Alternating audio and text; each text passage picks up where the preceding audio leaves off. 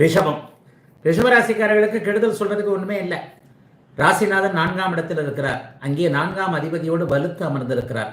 வீடு வாகனம் போன்றவைகள் அம்மாவால் இருந்து வந்த குறைகள், வீட்டில் குறைகள் இருந்து வந்தது, குடும்பத்தில் குறைகள், அல்லது வீடு கட்டிக்கிட்டு இருக்கிறதுல குறை, வீடு வாங்குறதுல குறை, ஒரு வீடு வாங்குறதுக்கு அட்வான்ஸ் கொடுத்துட்டேன் அது சரியாக வரல, ஒரு வாகனம் பழுது, வாகனம் மாற்றணும்னு நினைக்கிறேன், இந்த வண்டியை வச்சுக்கிட்டு எவ்வளோ நாள் தான் இது அடிக்கிறது, வண்டி பழுதாக போச்சு, இந்த மாதிரியான விஷயங்களில் கடந்த ஒரு 15-20 நாளாக இருந்து வந்த நெருக்கடிகள் இந்த மாதத்தில் கண்டிப்பாக தீரும்.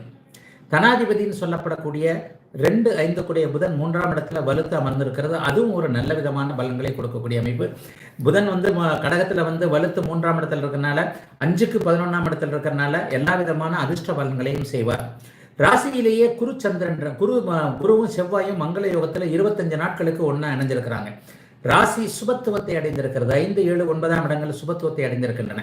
10ஆம் அதிபதினு சொல்லப்படக்கூடிய சனி பகவான் 10ஆம் இடத்திலேயே ஒரு நிலையில நல்ல விதமான ஒரு அமைப்புகள் இருக்கிறார். ஆக எப்படி சுத்தி பார்த்தாலும் நல்லதை செய்யக்கூடிய ஒரே அமைப்புல ரொம்ப அமோகமா இருக்கக்கூடிய அமைப்புன்னு பார்த்தீங்கன்னா 11ஆம் இடமான லாபஸ்தானத்துல அந்நியர்களை குறிக்கக்கூடிய அந்நிய தேச இன மொழி மதம் போன்ற அமைப்புகளை குறிக்கக்கூடிய ராகு பகவான் அங்கே இருக்கிறது தான். லாபஸ்தானத்துல ராகு வர்றது 18 வருஷங்களுக்கு ஒரு முறை வரக்கூடியதுன்றதான் அடிக்கடி சொல்றேனே. ஆக பெரும்பாலான கிரகங்கள் ரிஷபராசிக்கு அப்படி ஒன்றும் பெரிய சோதனைகளை கொடுக்க முடியாத நல்லதொரு அமைப்பிலேயே தான் இருக்கின்றன. பெரிய அளவுல மன கஷ்டங்கள் பண கஷ்டங்கள் எதுவும் இல்லாத மாதம்னு தான் இந்த மாதத்தை சொல்ல முடியும். 7ஆம் இடம் இன்றைக்கு கூடுதல் சுபத்துவத்தோடு இருப்பதா 7ஆம் அதிபதியும் 7ஆம் இடமும் சுபத்துவமா இருக்குது.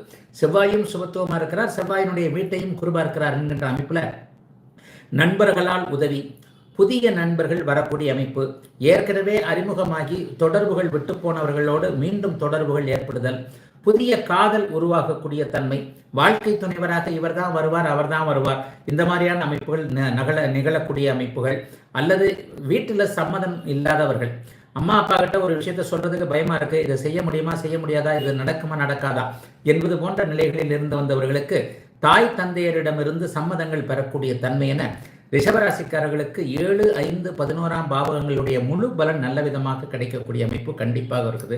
வியாபார பெருமக்கள் விவசாய பெருமக்கள் எல்லாருக்குமே மிகப்பெரிய உயர்ந்த நிலை கண்டிப்பாக இருக்கும். அதாவது 10ஆம் இடத்துல சனி பகவான் வலுத்து இப்போது சுபத்துவமாக இருக்கிறார். ராசிநாதன் அவரை பார்க்கிறார். சுக்கிரனால் சுபத்துவம் படப்பட்டிருக்க அமைப்பு சொந்த ஊர் சம்பந்தப்பட்ட விஷயங்கள், சொந்த வேலை வியாபாரம் சம்பந்தப்பட்ட விஷயங்கள் எல்லாத்திலும் நிறைவான தன்மைகள் இருக்கக்கூடிய நல்ல காலம் பிறந்து விட்டது என்று சொல்லப்படக்கூடிய நல்ல மாதமாகவே அமைந்திருக்கிறது. ரிஷபராசிக்காரங்க எல்லாருக்குமே இந்த ஆகஸ்ட் மாதம் கண்டிப்பாக நல்ல விதமான பலன்களை செய்யும்.